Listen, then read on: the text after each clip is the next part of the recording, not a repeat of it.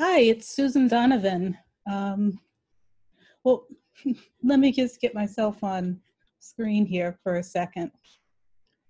I know that with all of this teaching online, we tend to think about the downsides a lot, how we can't see our students' faces to know if they're confused, but there are actually some upsides, or at least one that I found.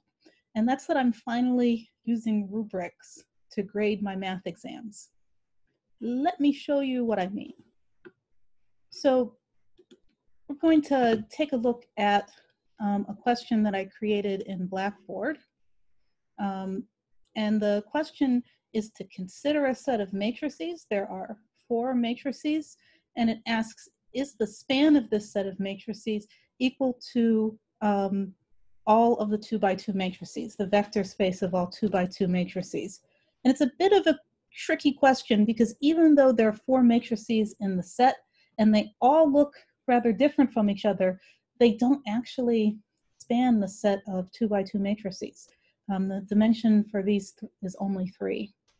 And you can find that out by creating a system of equations or by making other types of observations. So I instruct the students to use scrap paper to work out if S is a spanning set for the set of 2 by 2 matrices or not. Then type up a response summarizing your findings. If you reduce a matrix or solve a system of equations in the process of answering the question, you should include that in your results. It's very important when asking questions in this online format to be clear about what the students need to share with you and what's unnecessary. It might be possible to collect all of their work, to have them scan it and send it in to you, but I've opted for the more immediate technique of having them work out the problem on their own and then write up a summary.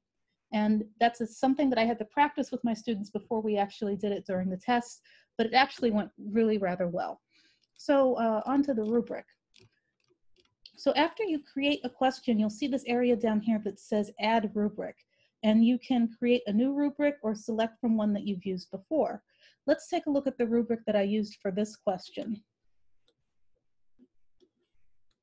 So here is the rubric. And you can see it breaks the question up into 3 criteria. The first one is worth half of the question, and then the other 2 are worth 20% and 30% respectively. So for me, answering if it's spanning or not, actually answering the question that's asked, is half the question. And a simple correct answer of yes is worth 50%. The rest is about supporting work. If they wrote supporting sentences, that's worth 20%. And if they showed supporting work, so perhaps they show their reduced matrix, it ends up with a row of zeros, and then you know that it's not going to span the whole set. That's one way that they can show supporting work. And now each of these is broken up into 3 levels. Novice meaning that they didn't really achieve any of the criteria. Competent should be partial. I don't know if I like the title of competent here. And I'll show you where we can change that actually. If they answered the question but incorrectly, that's worth 20%. If they wrote 1 or more supporting sentences, but they contained logical errors or didn't support the conclusion, that's worth 30% of this 20%. And if they presented supporting work, but parts of it were incorrect, that's worth 30% of this 30%.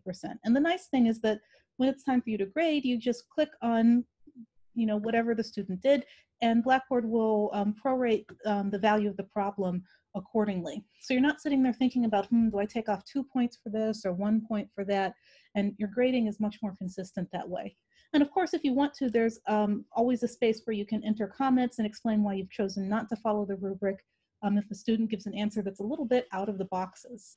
Okay, so let's look at how we create a rubric.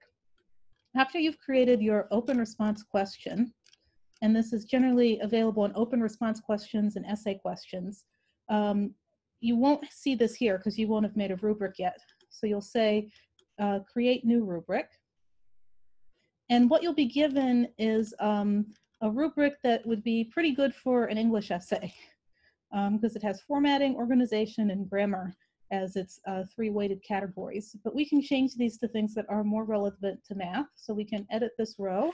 Let's imagine that we're grading something where they have to factor a quadratic.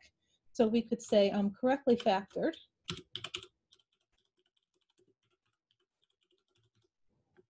Okay, and let's say that they're, you know, maybe they're solving a quadratic equation.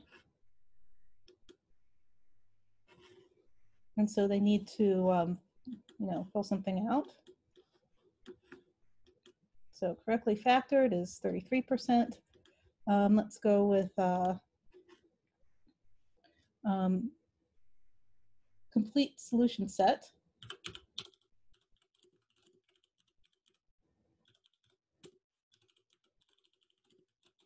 When I'm writing a rubric, I like to write it without giving away what the answer actually is, because you can set it so that students are able to view the rubric. And so if you wrote here instead has the solution of 2, if that's the solution to the problem, then you obviously can't let the students view the rubric before they take the problem. But if you write your rubrics in kind of an open-ended way, you'll be able to reuse them more often, and the students can use them as a guideline so that they'll get a better sense of what they're supposed to be doing in these open answer questions. Now, let's say that I don't want to have a third criteria, so I can delete this row. And let's say I want more nuance in the levels of achievement, so I can add a column. And so up here I can add columns and rows, and by clicking on this I can delete columns and rows. And we can of course edit these. Sort of instead of novice, we'll say not done. We'll say started. We'll say complete but not correct.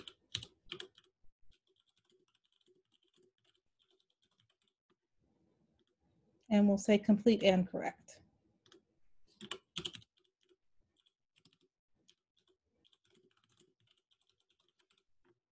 Okay, and you can make these whatever categories you want. Can't seem to.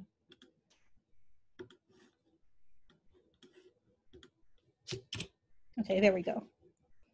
And so now we want to assign some percents to each of these. Let's make correct factoring be only 40%. And we'll make having the complete and correct solution be 60. Okay. And these will both be 0. And now we want to say, well, if they start it, we'll give them 10% in either of these categories. If it's complete but not correct, we'll give them 50. And if it's correct, we'll give them 100. And this will be 100% or 50% of 60% or 40% respectively. And it does all of the math for you, which, you know, even though I teach math, I don't like arithmetic all the time. All right, so maybe we want to give some examples of what we mean by this. So correctly factored, we can say student wrote some parentheses, but did not factor.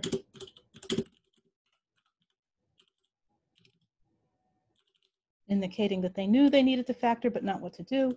Complete but not correct, factored, but a sign error. Okay, and complete and correct is kind of self-explanatory. So these comments are where you can fill in more details about what each one means so that your grading is super consistent. So now that I'm done with this rubric, and I'll show you what I'm doing. I'm going to click the submit button down here. And it will say a value must be provided name. Okay, so I forgot to give my rubric a name. So I'll call it factoring. And now I'll submit it. And it submits. And now I have a second rubric listed here. So you can have multiple rubrics for one question if there are multiple different ways of grading it. But only one of them will be the rubric that has the scores attached to it. I'm actually going to delete this rubric from this problem because it is not how I want to score this problem, but it will remain in my list of saved rubrics in case I need a rubric that's along those lines in the future. And so once you've added the rubrics, you can submit and update attempts.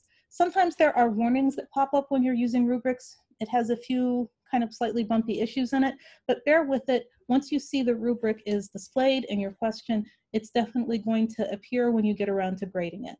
And so that's what I wanted to share. It's much easier to use rubrics when you're doing electronic tests and quizzes, and they make grading a lot faster and more consistent. And I think it can also help students when they look at the rubric to see exactly what it is that we want. For example, I've been asking students to do proofs of subspaces, and there are two things you need to show.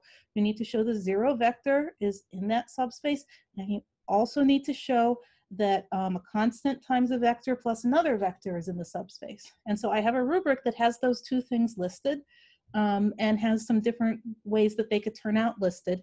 And when students see that, they're like, oh, so that's what this question is asking me to do. And they're much more likely to be able to do it in the future. Well, it was good talking to you, and that's my information about rubrics on Blackboard. And I will see you at the next meeting, I guess. Bye-bye.